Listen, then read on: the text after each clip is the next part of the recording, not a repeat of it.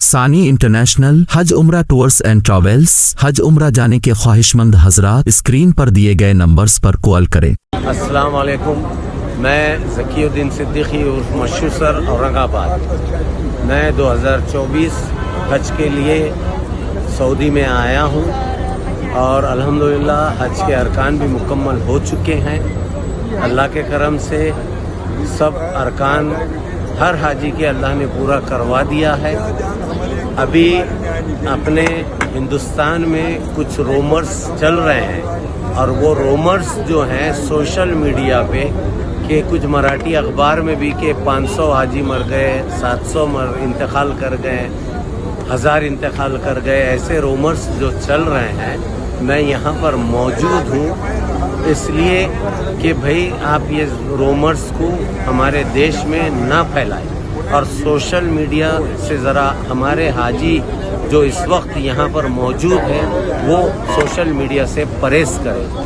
آپ بتائیے کہ وہ جو انتقال کر گئے ہیں کوانٹٹی زیادہ ہے، اس سے انکار نہیں ہے، لیکن ہمارے دیش کا ایگزیکٹلی فگر ابھی تک ہمارے پاس نہ یہاں کی لسٹ میں آیا ہے نہ ہماری گورنمنٹ کے پاس آیا ہے، لیکن ہم خیال سارائی سے ہم 500 700 1000 حاجیوں کا انتقال کی خبر ہم سوشل میڈیا پر چلا لے رہے ہیں۔ اور جو بغیر پرمٹ کے جو آئے ہیں جیسے مصر ہے، ادھر ادھر کے جو بارڈر سے جو آئے ہیں، تو وہ لوگ جو فٹ پاتھ پر 3 دن سے 4 دن سے پڑے تھے فٹ پاتھ پر خیمے چھوڑ کے، وہ میکسیمم موتیں ہوئی ہیں۔